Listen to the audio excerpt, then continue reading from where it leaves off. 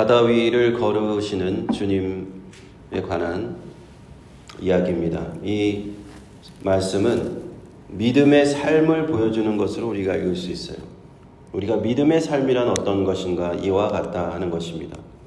마치 베드로가 바닷속에 의심 때문에 빠져들어갔듯이 우리의 믿음의 삶이라는 거 이런 믿음과 불신앙, 신앙과 불신앙 사이에 이런 항상 긴장 관계 속에 있는 것이 우리의 인생이다. 특히 믿는 자들의 인생이다 하는 것을 우리가 알 수가 있어요.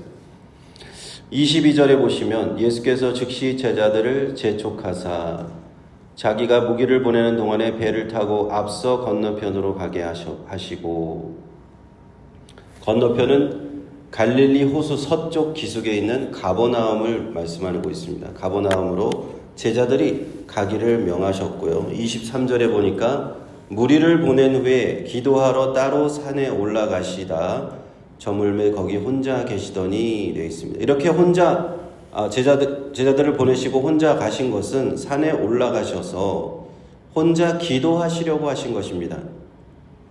그래서 우리가 한국 사람들은요, 이런 복음서에서 예수님께서 산에 올라가서 혼자 기도하셨다라는 이런 구절들을 참 좋아했던 것 같아요. 그래서 한국에 가면은 산기도라는 게 있어요. 산기도. 그래서 예전에 우리 신학교 다닐 때 보면은 전도사님들 그때 보면은 나 산기도 하러 갔다 왔어. 가서 소나무 하나 뽑고 왔어. 밤새도록 기도하면서 소나무 한 그루 뽑고 왔다. 뭐 그런 얘기하는 사람들이 있었어요.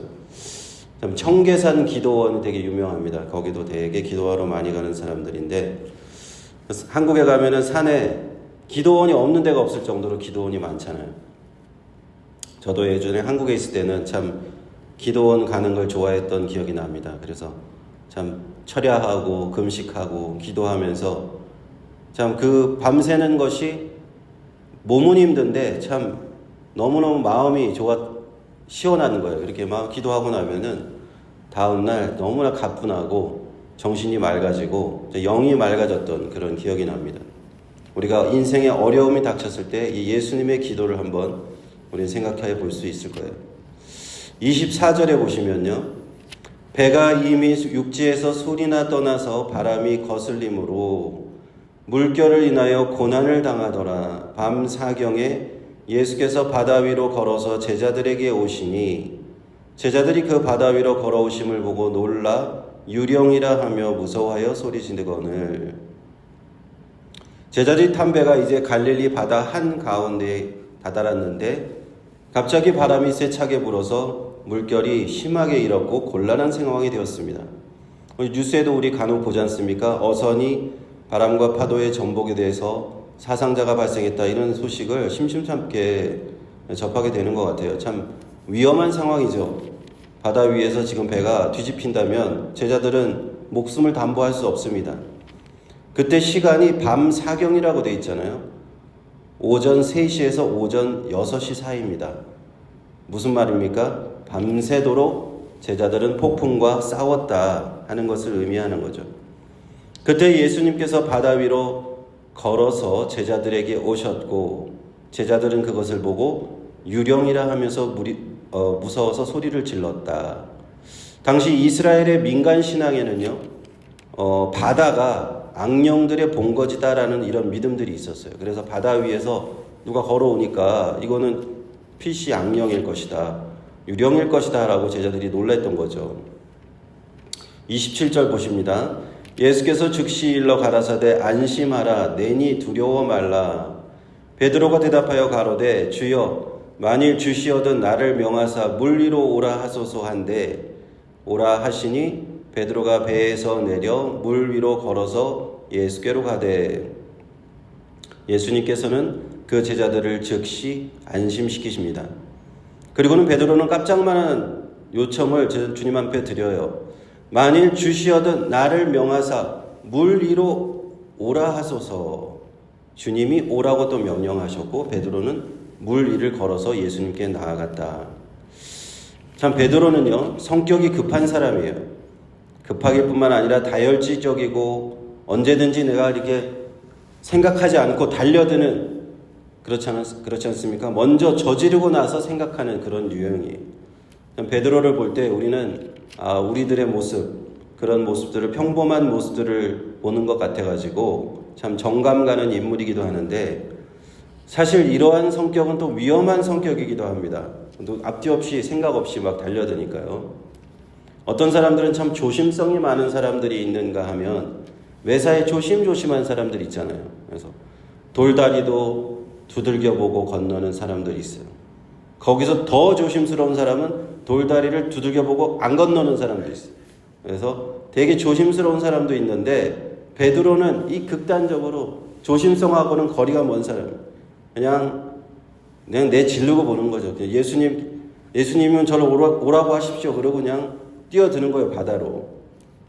참, 여러분 어떤 성격의 사람이십니까? 한번 스스로 생각해 보십시오. 나는 베드로와 같은 사람인가? 아니면 정반대의 성격인가? 그런데 주님께서는 베드로와 같은 성격의 사람도 제자로 부르셨고요. 아주 조심스러운 사람, 요한과 같은 아주 사랑이 많은 그런 제자도 제자로 부르셨어요. 주님은요, 우리의 성격과 상관없이 다 포용해서 불러주십니다. 각자의 성격대로 우리를 써주시는 거예요. 그래도 베드로는 그 급한 성격 때문에 유일하게 이 성경에 주님과 함께 무리를 걸어본 사람으로 기록되었잖아요. 참 얼마나 큰 영광입니까?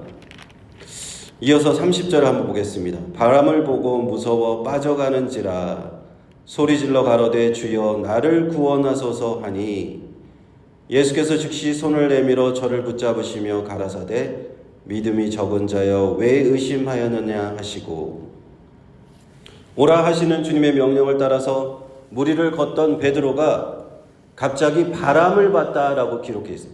갑자기 예수님을 보고 이렇게 걸어가다가 바람을 봤다.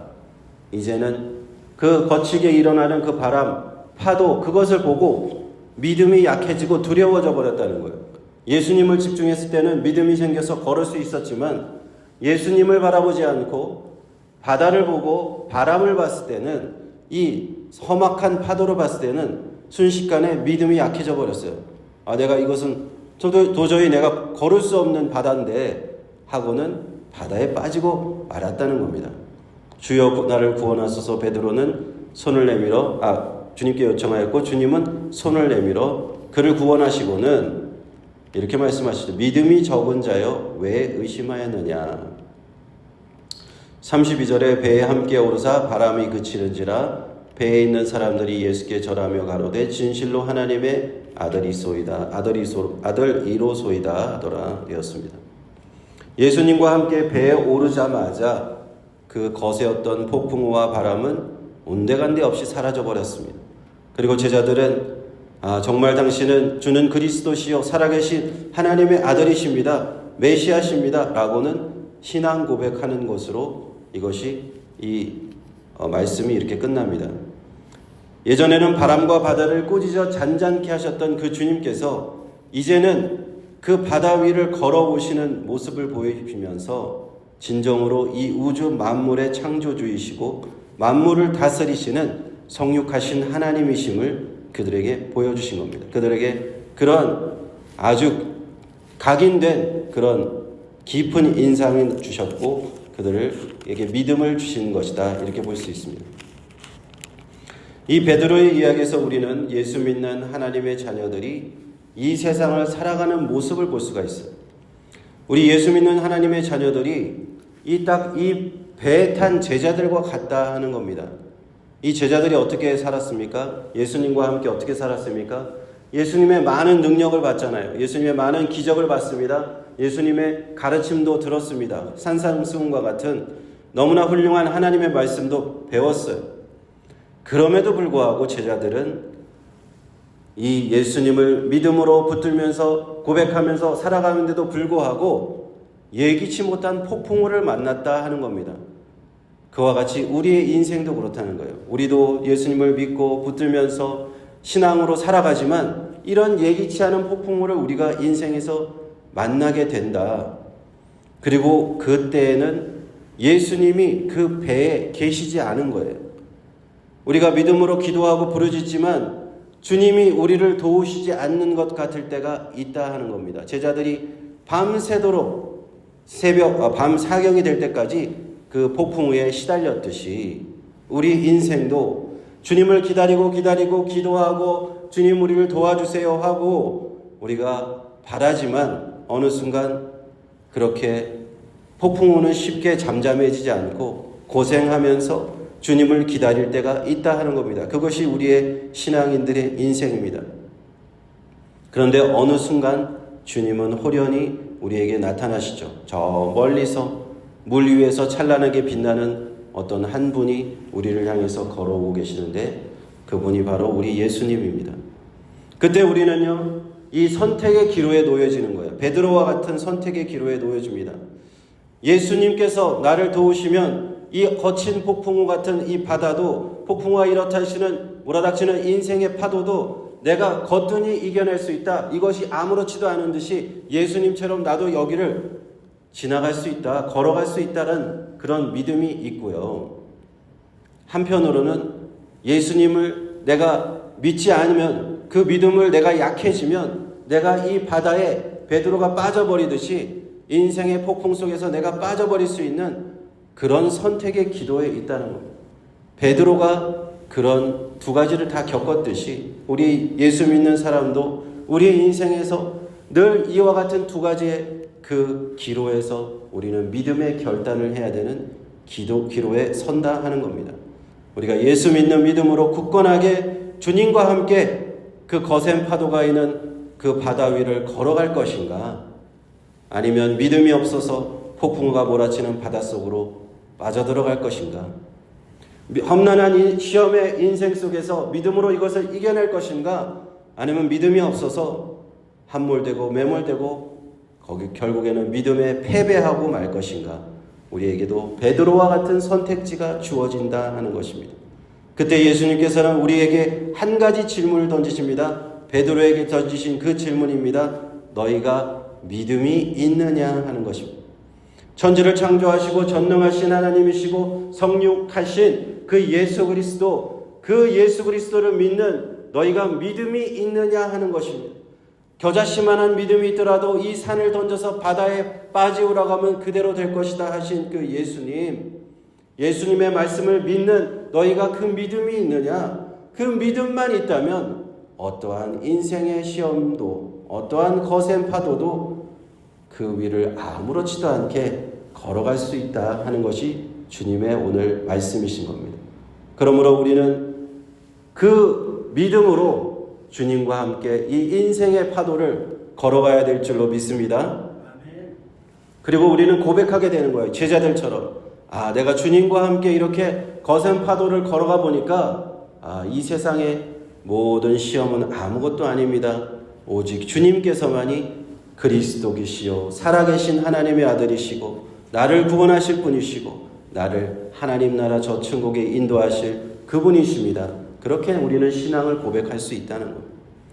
여러분, 사랑하는 성도 여러분, 그러므로 오늘 말씀과 같이 오늘 하루도 우리가 이러한 믿음으로 나아갑시다. 베드로와 같이 내가 믿음을 가지고 파도를 보지 말고 세상을 보지 말고 예수님만 보고 갑시다. 세상을 보면요 두려워해요. 세상을 보면은 내가 시험에 들고요. 세상을 보면 거기서 내가 두려움에 사로잡혀 믿음이 떨어져요. 믿음이 떨어지면 나는 실패하게 된다 하는 것입니다. 예수님께서는 우리를 오늘 손을도 베드로의 손을 붙잡으셨듯이 우리에게 연약한 우리의 손을 붙잡으시는 줄 믿습니다. 그래서 오늘 하루도 우리가 믿음으로 승리할 수 있도록 주님께서 붙들어 주시는 줄로 믿습니다. 기도하겠습니다.